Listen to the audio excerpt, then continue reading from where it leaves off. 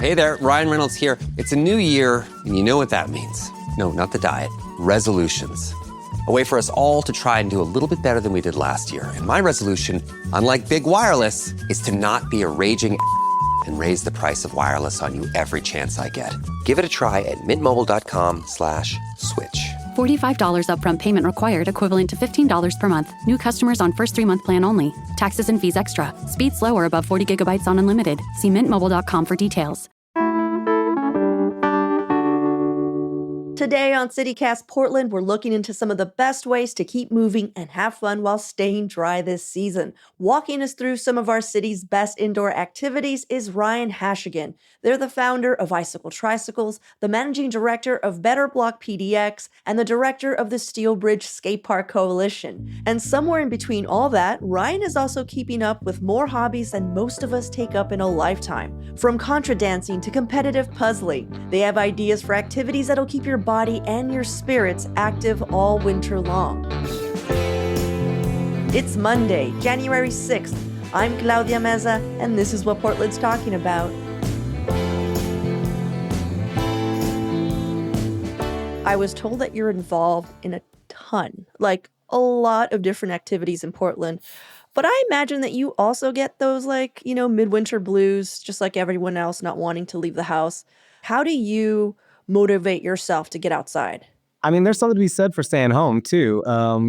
There's a good mental health regimen of taking care of yourself in the wintertime that I think involves a mix of immersing in community and going out and finding fun activities and maybe having some bathtub time too, and reading a book and being able to take care of oneself. But yeah, I come from a long line of busybodies and love I love that. love to get out by nature and love having a hoot with other folks. Yeah. So what sort of advice do you have for people approaching new hobbies for the first time? How can people get over that hump of just I guess it's almost like a fear of not knowing what to do. Oh my goodness. I mean, anxiety is real. And even folks that can come across gregarious and extroverted like myself, anxiety and social anxiety are real things and require perhaps a strategy. I think one of the biggest things for myself is giving myself grace and understanding that other people are also in their heads in the same way. And that especially in the wintertime in places like Portland, people are hungry for connectivity and hungry for interaction and, showing up with some regularity to certain events, whether it's, Tuesday night adult skate at the roller rink or whatever your routine becomes, having those regular interactions, those are a foundation for building friendships as well. That's so true. I feel like most of my friends I made just by showing up, a lot, They're just I see you all the time. What are you doing here? What's going on, Yeah, and you can always leave too. There is something to be said for making a cameo and say, well, if you're not having a good time 20 minutes later, you can always leave. And I don't know, 80% of the time you have a blast and make memories, but you can always leave too. Well, a lot of the stuff we're discussing today feel like group activities. What kind of advice do you have for going solo to these types of events? Because I feel like that in itself can feel overwhelming. I don't know. Yeah. Give yourself some grace. Intimidating. The word was intimidating that I was trying to find. It is intimidating. Asking silly questions, making small compliments to people, little tiny icebreakers, thinking through ways to, say, oh, I like your bike color or whatever it is. Just asking simple, benevolent questions and obviously reading the room to see whether people are appreciating your questions and are reciprocating. I've at least had to teach myself not to lead with that fear, but lead with some benevolent, just, hi, how's it going? What are you up to? And then reading the room to see where the conversation goes. Yeah. Well, one of the many hats you wear is you're an organizer with the Steel Bridge Skate Park Project, which is that covered skate park that's going to be happening underneath the Steel Bridge, right, on the west side? Yeah. The reason I brought it up was because I understand that there's a number of indoor skating opportunities for people to check out. I feel like so many people, growing up were like, oh, I've always wanted to skate. And they never really got that opportunity. What are some of your favorite indoor skate sessions, skate parks? Yeah, I mean, first, just to say, Portland is an epicenter of skate culture, skateboarding and roller skating, all sorts of different wheeled movement. And we have some amazing organizations here. There's, Portland All Wheels Welcome. There's Skate Like a Girl. There's the Push Movement, which is dedicated to using skating to promote sobriety. Just some amazing organizations that we have here in town. And so we have this long history of covered spaces and winter spaces and spaces that were born out of this DIY community, but we also have a great number of covered indoor skate spaces that are privately run. And the one that really, stands out to me is Stronger in Milwaukee. And that's Okay. run by AJ and their team. And they foster a wonderful community from children on up to adults that use that space and their skate shop to really build skating community and build confidence in folks. For Stronger, I noticed that they have like adult skateboarding classes and also like children's skateboarding classes. It just seems like it'd be like a fun one stop if you have a kid. You're both just learning in your own group. I've got a friend, Margot Magnuson, that is running a nonprofit here, Skate Town PDX, that is dedicated to promoting skating in the city of Portland. They take their children and, their kids and them are skating at the skate park at the same time. AJ has really done a great job of promoting the diversity of skating as well. One thing that's really phenomenal about the Portland skate scene that is really kind of a light and inspiration to skating in a wider arena is how inclusive and diverse that skating has become. At one point, skating might look like a bunch of 14-year-old white kids, and it's really changed in recent years, both on gender diversity and orientation and racial diversity, and it's really exciting to see those spaces. We also have Commonwealth is listed. Yeah, Commonwealth is a skate shop there in Inner Southeast, and they really focus on the youth. You'll cruise by on a Saturday evening, and they'll be hosting shows there too. So they're a bit of a music venue / skate space. I would say go interview a 15-year-old, and you might get a better opinion on Commonwealth. But from what I've seen from the outside, it looks like a pretty great space that they've done a lot with a small area. Yeah. Commonwealth and Stronger offer summer camps, but they also offer winter break camps. So Yeah. I'm seeing that. Yeah. when there is times where the kids are out of school and, parents aren't sure what to do with them, sending kids to Stronger Skate Park or Commonwealth is a great opportunity. Stronger also has a retail shop, and it's a hard business to be in these days, brick and mortar. And so, supporting our local skate shops is a key to supporting our community as well. Folks like, Stronger Skate Park and also Cal Skate and Shrunken Head and these skate shops that really create the foundation of the skate culture or, great places to support. Yeah. Awesome. Well, what if you don't, really care about skateboarding and you're more of a roller skater? Like, are there any places or events or things where people can still, I don't know, skate using their own wheels? Yeah, I mean, I was that individual growing up that was showing up on rollerblades at Burnside. And so my passion actually lies with roller skating. And Interesting. I recently hitchhiked roller skated around Europe from Amsterdam to Istanbul and back and Wow. had a blast. But, here in Portland, our roller skating culture is unique to North America. That we have, things like Secret Roller Disco, and that we have Oaks Park, and we have events that are happening on a regular basis, and a culture that is just thriving with community.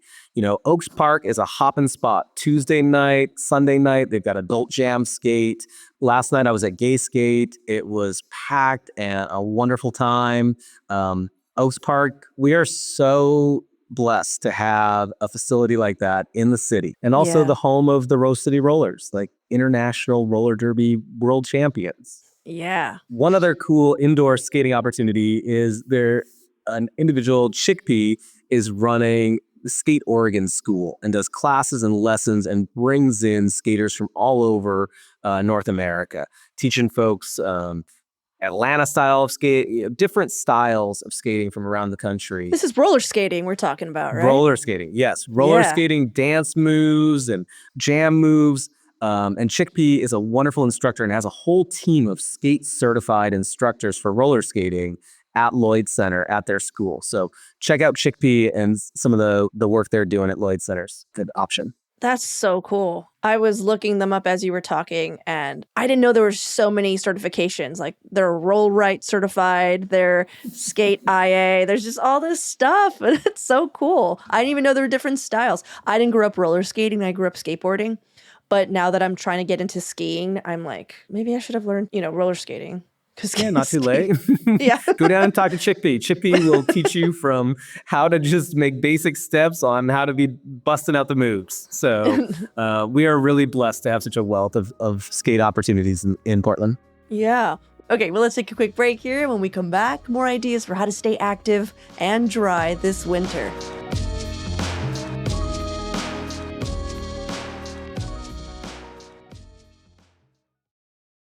This episode is brought to you by LifeLock. The new year brings new health goals and wealth goals. Protecting your identity is an important step. LifeLock monitors millions of data points per second. If your identity is stolen, LifeLock's restoration specialist will fix it, guaranteed or your money back. Resolve to make identity health and wealth part of your New Year's goals with LifeLock. Save up to 40% your first year. Visit LifeLock.com/podcast. Terms apply. Well, you're also involved in dance communities, especially and this is the first time I've heard about this, Contra dancing scene. What is that about? Oh, Contra is so good. I get my childhood comes rushing when I hear Contra. I just think of Reagan, and I just think of You're talking like the Nicaraguans. Yeah. We're not talking about the Sandinistas. We are. Okay, that's what I think. I'm like, what are we doing here? What are we doing? Yeah, so what is Contra dancing? Contra dancing is a super fun dance that has a really odd name. Essentially, it's like a mix of square dancing with Pride and Prejudice ballroom dancing, but that is called, and so that you have someone telling you what to do every step of the way. So you actually don't need to know what you're doing. At every Contra dance, there's a 30-minute lesson before, and so it's encouraged for total newcomers to come check it out. And every week we'll have total newcomers. For years, it was this group of kind of older hippies that had been dancing forever. And now we're having this whole infusion of young queers. And the dance community has really changed in how we identify the roles, from terms that were genderized or lead and follow to using terms as simple as larks and robins, just to mean left and right. And so you're in these long lines. It's partner dancing, but you're changing partners every dance. You're making community. You're introducing yourself. There's been a lot of movement towards understanding boundaries and consent culture and incorporating that into how the dances occur. The dances will typically be done to traditional music, but we also have this dance once a month called Contra Remix that happens at Norse Hall on the Century side. And Contra Remix, we're dancing to Dua Lipa and Ariana Grande and Camila Cabello and, modern pop music. That sounds awesome. Yeah, I was looking at pictures and it does look a little bit like square dancing, but I'm looking at the culture and it just looks a little bit more interesting than square dancing and a fiddle, Yeah, American folk dancing is another way to describe it. The name Contra comes from essentially a French word saying against. And a lot of the words like allemand and do-si-do are French terms, whereas essentially early Americans not wanting to use the British terms for these dances to just distinguish ourselves and have a unique rebellious culture. Yeah, totally. I got into it from a rebellious streak too, growing up in Bellingham, Washington. A bunch of my anarcho train hopping friends got really into playing fiddles and banjos and old timey music and started going to square dances. And I was like, this is so much fun. This is healthy. This is sober. This is a way to interact and make friends and get some good exercise in the wintertime. Oh, I'm sold. But, Portland has a huge dance scene. We have a square dance series that happens almost every Monday down at the Showdown that is hosted by the Pickathon folks. There's a great almost once a month series that happens up at Deacom at the Village Ballroom that's a queer inclusive square dance. There's also Stomp Town, which is doing great line dances and country two-steps and country fun. waltzing, and is a very queer inclusive and queer led space. And then there's swing dancing and blues fusion and all these other dance styles and communities that some of us dabble in and definitely become space. Yeah, where can people find? Because I know there's like blues fusion. One of our producers does bachata.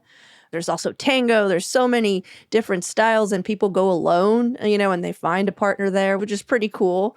But like, is there like a site or something where people can go and find out where all these dance nights are happening? There's a few different sites. Portland Dance, PCDT, the Portland Country Dance Community, does a lot of the like English country and contra, searching around the websites to see what are different events. But yes, bachata is hopping these days. Aztec Willies hosts regular bachata dances. Doc Marie's also does in the Central East Side. Showing up solo to these events is totally welcome.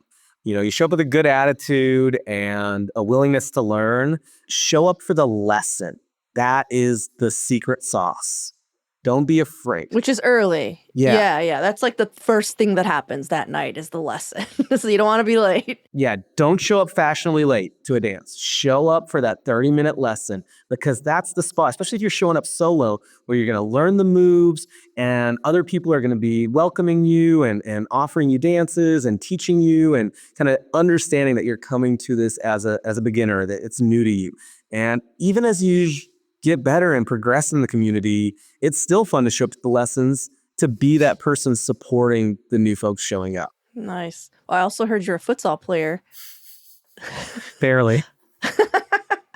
What other indoor sports opportunities should people look out for? Because I used to play futsal. Whenever anyone asks, like whenever anyone's new to town and they're like, oh, how do I meet people? I was like, lean into your hobbies. We're a hobby town. And like, that's how you make friends in this town. But like, tell me about futsal. Tell me what other opportunities, if people are like not that into dancing or skating or whatever, like Sure. Tell me a bit about what's out there. Yeah, futsal is a fun little hustle. I really struggle at it. I'm not that great, but I've got a lot of energy. If you're going to Rose City Futsal in the Southeast, maybe that's where you played. Yeah. Isn't that Northeast actually? But yeah. You're Rose, right. Yeah, Rose City Futsal in Northeast, that's where I played. But I know there's like other locations. Like once you start playing futsal, you become part of this community where people want you to sub. Like there's just Yes. games happening and they're just like, hey, I know we're not your team, but will you come and be a sub? You know what I mean? And you're just like, now all of a sudden you're driving to Hillsboro. Yeah, that's how I got wrapped into it, was, being called as a sub. And there's also some Facebook pages where people are actively soliciting subs. So that's a way that people can kind of dabble their toes into playing futsal without the big commitment of joining a team. So if anyone's ever curious about playing, look up some of those pages, see where folks are looking for players. Futsal is also a great place to bring friends. If you have a friend that plays futsal, there's a restaurant bar that overlooks the fields there at that one. At Rose City? Yeah, Rose City. Yeah. That one's nice. What's great about now I'm just like, proselytizing here. What's great about it is that they like teach you, like you learn on the job, like especially as a sub, like, they're going to tell you what to do and you just it's kind of easy. You start picking it up. Like you're like, all right. And then would you go get snacks and drinks afterwards with the team? Oh, hell yeah. Hell yeah. It's so much fun. Yeah, and I know, if you're looking for other sports, I'm talking to the listener now, Ryan. If you're looking for other sports, there's also, of course, pickleball and indoor tennis. We have a big community for that as well. I'm walking distance to like a racket court, but I'm thinking about the inside kids, like the ones that are like want to get out of the house, but just really aren't into sports. And they're just like, this isn't going to happen, y'all. It's not happening. I'm not going to get on skates. Like, what are a few indoor activities that you would suggest that are less active that can still get someone's endorphins up, help out the midwinter blues here? Yeah, I tend to be quite active, but I've got friends that really are more indoor cats and, can enjoy their social puzzle clubs, book clubs. There's a plethora of reading groups and book clubs in the city. And yeah, puzzle competitions are really becoming a thing. So I know that there's quite a few competitive team puzzling events and trivia and other indoor jam sessions. I know up in my neighborhood, up in Northeast, both at Kennedy School and at TC O'Leary's, the Irish pub, there's weekly jam nights for different musicians. Oh, that's so cool. You just come with like whatever, like your fiddle Or Yeah, so you got your fiddles and whatever. At TC O'Leary's, I think Tuesday night is one of their nights for having a jam session, which coincided with a bunch of election parties this year. So there was like disgruntled politicians that were losing their elections, sharing space with like a dozen ladies rocking out to like old Irish fiddle tunes. sounds awesome. There is so much. That's the cool thing in Portland. There is so many fun things to do here. We are a hobby town, like you're saying. There's more things than anyone could ever imagine to do in a week. But I think, like we were talking earlier, the trick is showing up on a regular basis, coming to these events, and you start making friends. You know, you show up once, you show up twice, you show up 3 times, you will start making friends. People will start recognizing you, seeing you as a regular. And, remember that other people are shy too, that you're not the only one feeling a bit skittish. Like, give yourself that grace that other folks want to be your friend. Yeah. One more outdoor event, when we were talking about wheeled sports, Petapalooza is well known in the summertime, but there is a dedicated crew that continues the rides through the wintertime. So if you look up Shift 2 Bikes, and that's Shift 2, number 2 Bikes, I think .org, Shift 2 Bikes has a calendar that is curated year round, and it's user generated. So anyone can post ride ideas. There's been rides protesting the atrocities in Gaza, and there's rides to the farmer's market, and there's rides. I went on a ride to go up to PIR to the Winter Lights, where we all rode our bikes around the racetrack. That's so cool. Oh, I want to do that. Ooh, there's, of course, the bike happy hour. I love the bike happy hour. I haven't been. Yeah. I want to go. Bike happy hour every Wednesday. Jonathan at Bike Portland hosts that, and that's a great time, great place to make friends. Monday nights, Mellow Mondays is great. The Naked Hearts crew hosts fun and creative rides every week. Ride Safe PDX hosts rides on Thursdays every week. That calendar is a wealth of fun things to do year round, and a way to show up to events where other people are showing up. They don't know people either. I mean, it's a way to insert yourself into a community, and you can just show up and have a silly costume or compliment someone else's silly costume based on the theme, and just go from there. Yeah. This Saturday in my neighborhood, I could plant trees by bike. Oh, they would love to have you. Yeah. That's what it's like. Plant trees by bike. North Portland, St. John's Church. I was like, I don't even have to bike there. That's so cool. Well, Ryan, thank you so much. Enjoyed having you on. And hopefully this will give people some ideas to start, planning their winter, especially the new transplants. Like, it only gets worse. I'm going to be honest with you. Like, if you're just already feeling a little like, oh, what am I going to do? It's going to get worse. So you gotta have a plan. Have a plan. Get yourself out there. Take care of yourself. Yeah. Make some friends. Yes.